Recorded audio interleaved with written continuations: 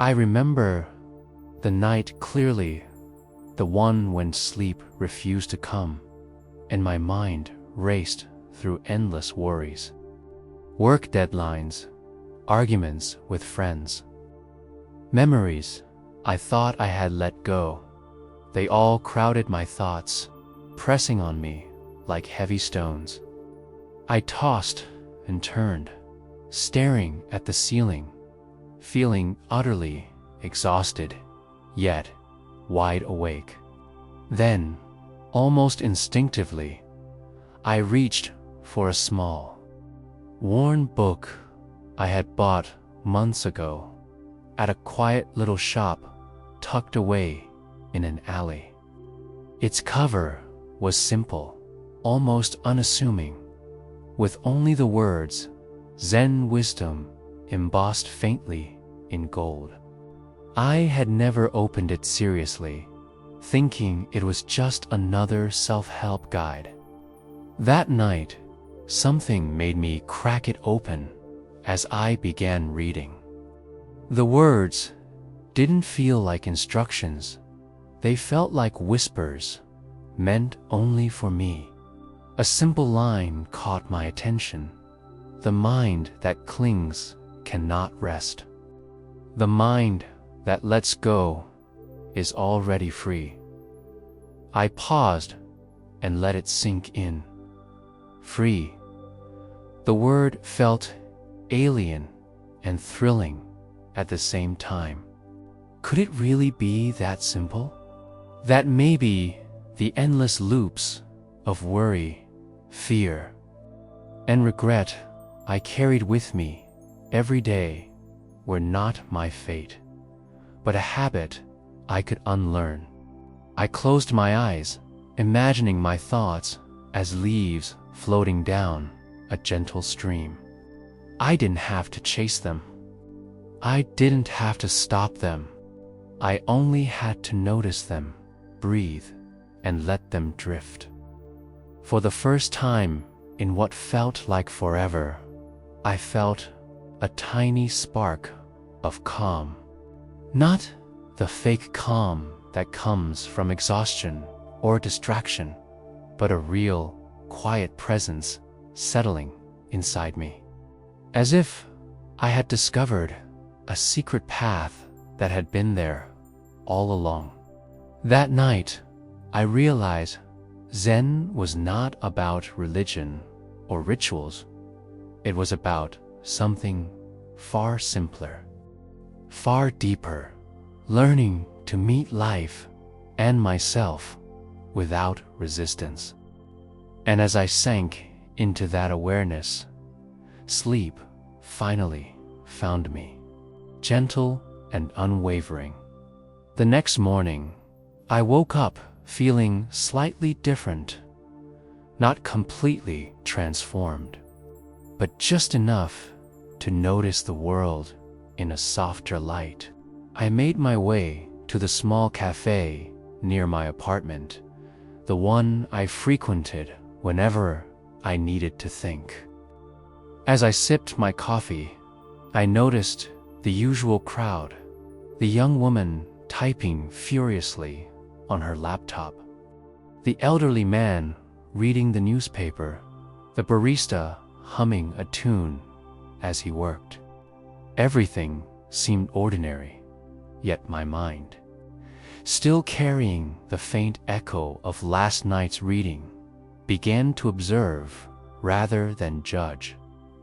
For weeks, I had been trapped in routines that felt like a cage. I worked long hours at a job I didn't love, checked emails incessantly, and carried on conversations with a smile that never quite reached my eyes. My apartment was cluttered with unfinished projects, books half-read, and notes scribbled with reminders I never followed. Everywhere I turned, I seemed to be chasing something's success, approval, even happiness itself, but it always slipped just out of reach. The weight of it all had left me exhausted and restless, and nights like last night, where sleep refused to come, had become more frequent. Then there was the incident with my friend Lucas. We had known each other for years, but recently our conversations had grown tense, full of disagreements over trivial matters. One evening, he confronted me about something I hadn't even realized was bothering him. We argued, words spilling out faster than understanding, and I ended up walking home alone in the dark, stomach tight, heart racing. That night, I could feel the familiar knot of worry tightening in my chest as I replayed every harsh word, wondering if our friendship could survive. It was moments like these, when the chaos of life felt overwhelming, that I found myself reaching back to that book, Zen, the idea of being present. Observing without attachment began to feel like more than just a concept.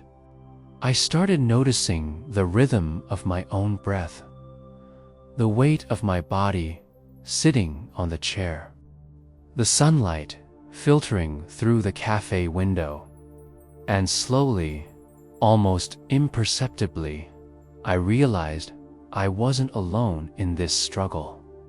Everyone I interacted with was carrying invisible burdens of their own. Just like me, just like Lucas, just like the barista humming softly to himself. That day, I decided to experiment. Not with drastic changes, not with complicated rituals, but with simple awareness. I would observe my thoughts, acknowledge them, and let them drift like clouds in the sky. I would notice my emotions, sit with them, and resist the urge to control or suppress them. Little did I know, this small decision would mark the beginning of a journey that would change not just my nights, but my entire approach to life, presence, and even sleep itself. I decided to start small, really small. That evening, I sat on the edge of my bed, legs crossed, back straight, and closed my eyes. The room was quiet, save for the distant hum of the city outside. At first, it was impossible. My mind was a whirlwind of tasks, regrets, and half-formed plans. I felt almost desperate for distraction. But then I remembered a line from the book: "Do not chase the mind. Let the mind come and go." I exhaled slowly, acknowledging the tension in my shoulders, and simply allowed myself to notice my thoughts without trying to fix or judge them. At first, it felt absurd. I would catch myself thinking about emails, errands, even old arguments, and immediately berate myself for failing at meditation. But each time I noticed this, I reminded myself gently, observation itself is practice. Slowly, a rhythm began to emerge. Thoughts still arose, yes, but they started to fade more quickly, like clouds passing across a bright sky. I felt something shift, a tiny, almost imperceptible loosening inside me. Over the next few nights, I began experimenting more deliberately with Zen practice. I would wake before dawn, the air cool and still, and sit on the balcony watching the world awaken. The birds' chirps became my guide, their effortless movement through the trees a mirror of how I wanted my mind to flow. Each breath became an anchor.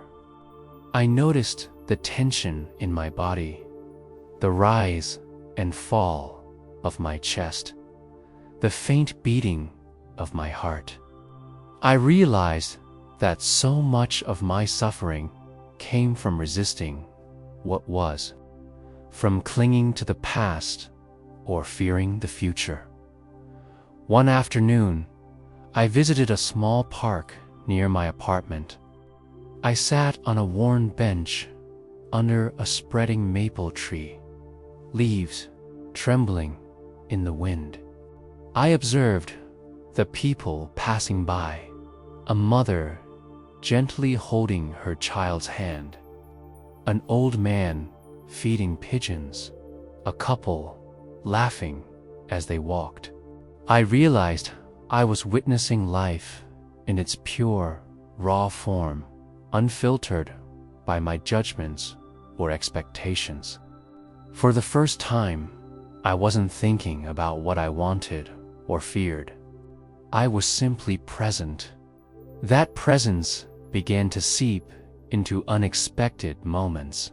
In the elevator at work, I would notice the rise and fall of my breath rather than rehearsing conversations or checking my phone.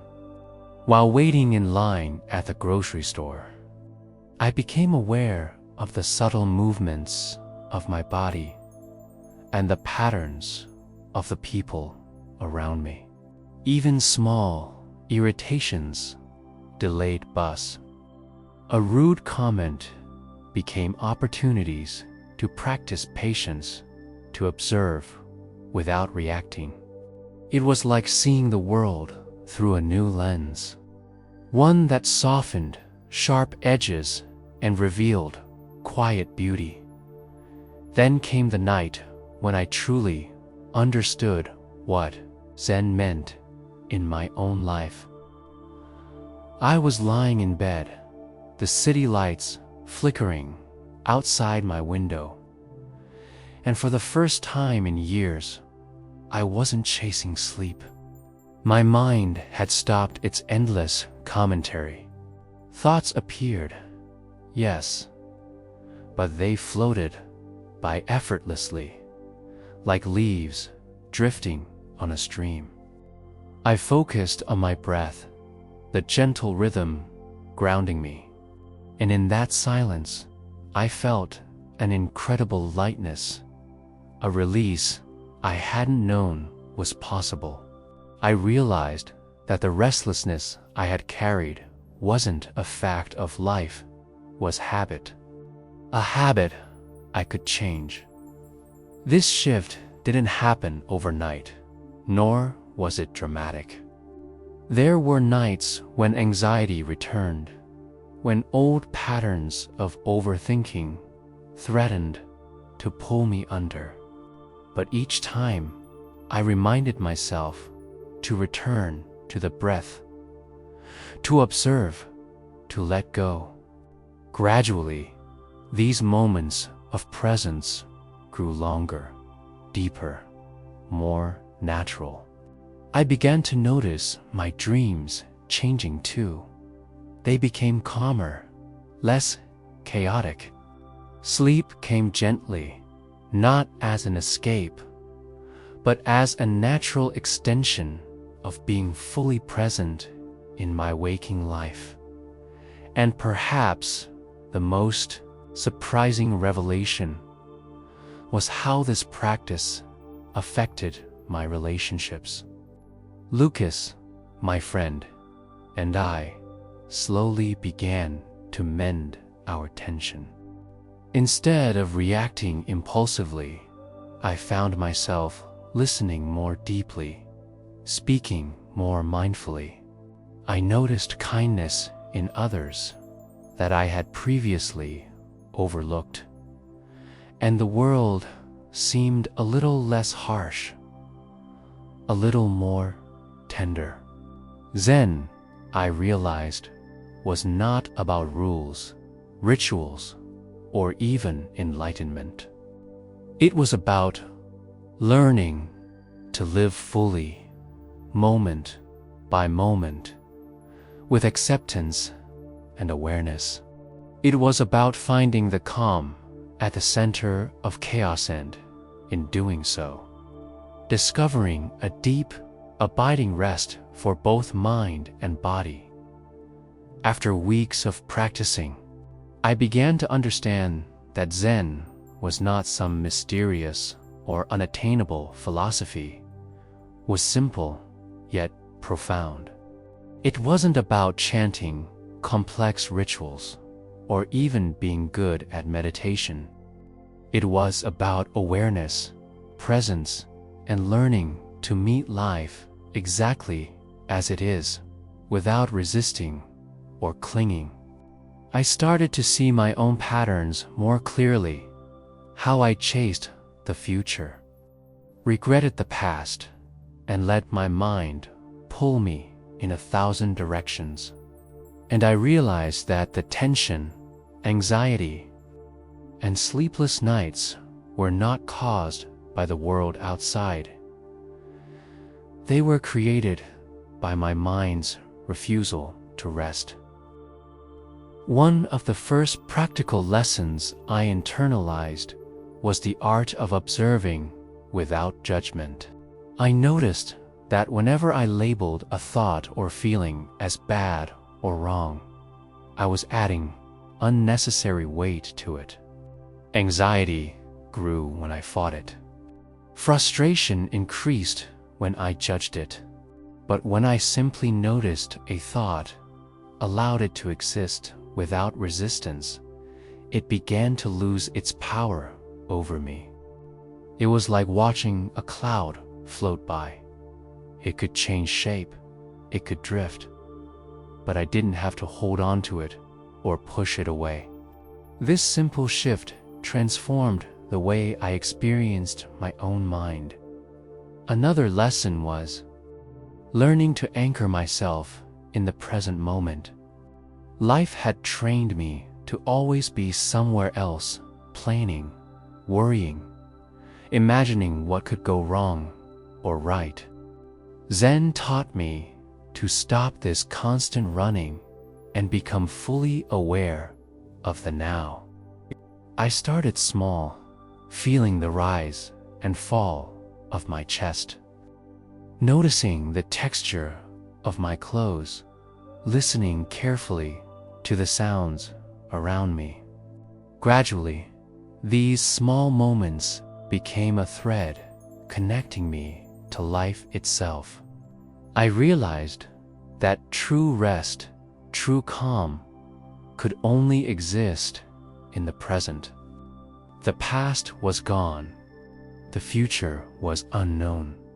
All that was real, all that could be experienced fully, was now. I also learned to treat my emotions as visitors rather than enemies. Anger, sadness, anxiety, these were not flaws, but natural movements of the mind. Before, I would react impulsively, get lost in my emotions, or try to suppress them. Zen showed me that observing them with patience allowed them to pass naturally. One evening, for example, I felt a surge of frustration after a long day. Instead of lashing out or ruminating, I simply acknowledged the feeling. This is anger. It is here. It will pass.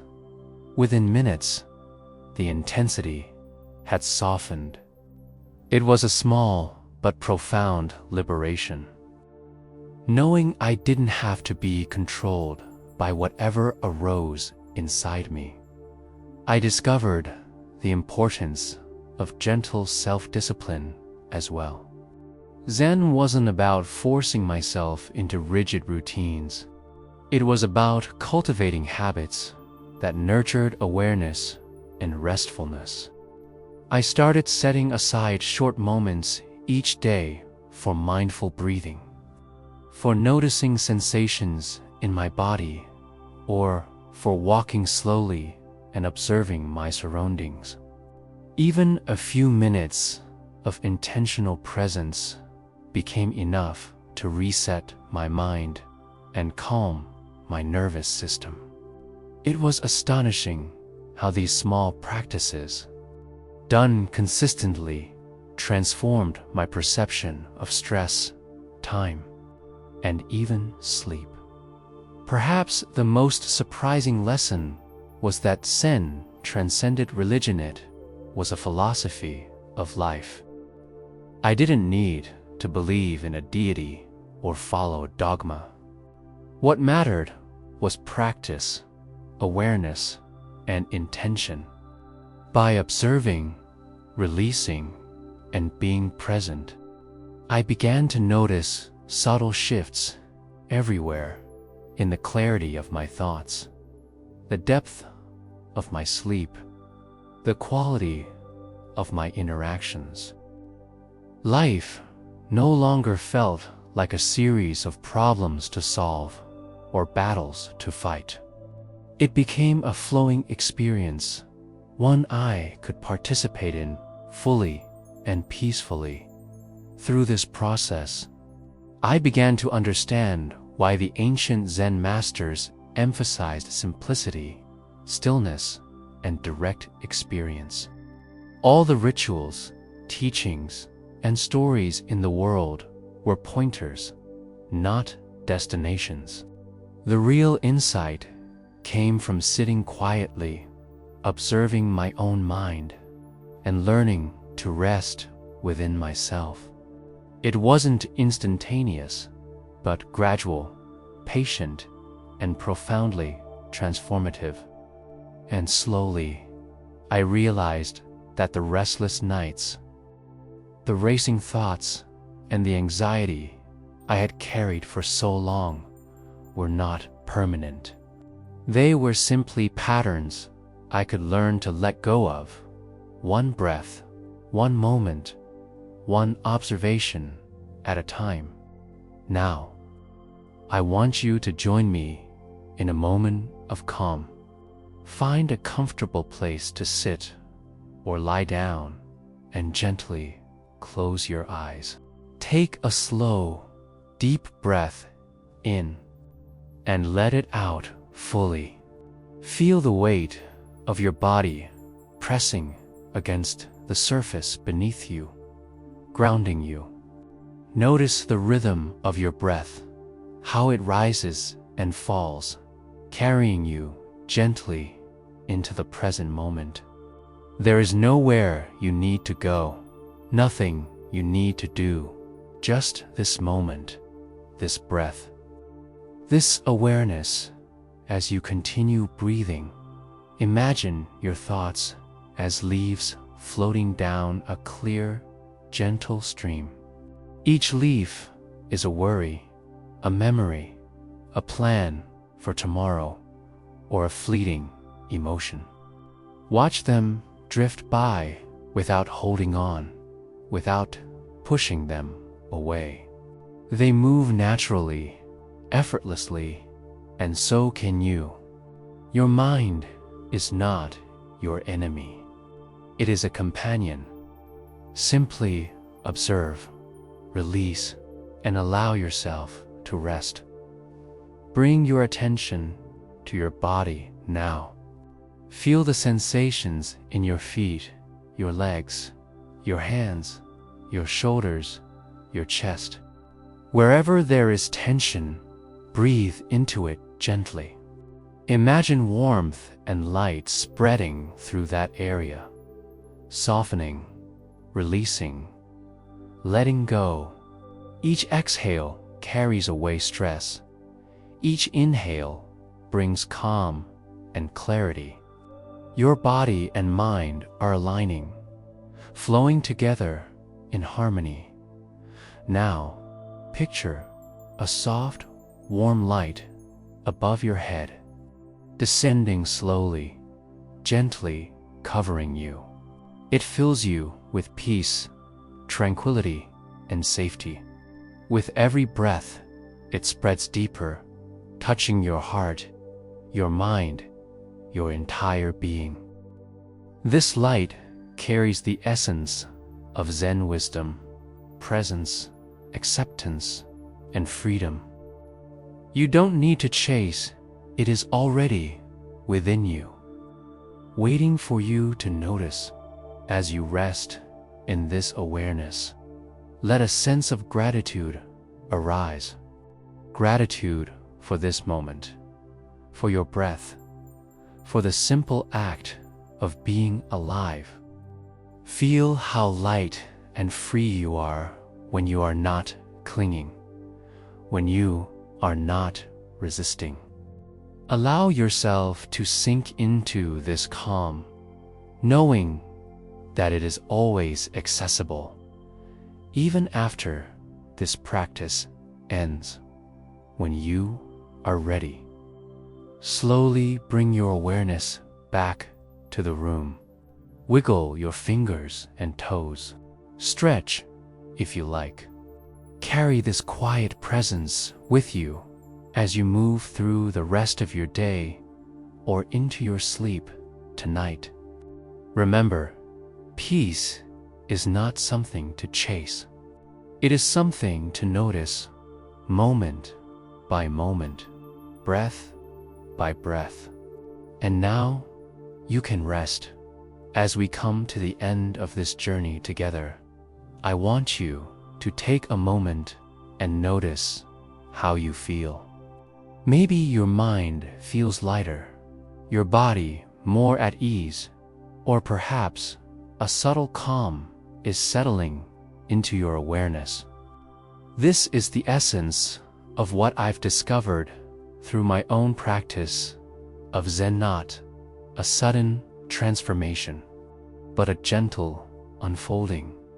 Life will continue to bring challenges, worries, and restless nights, but the tools to meet them with presence and ease are always within you.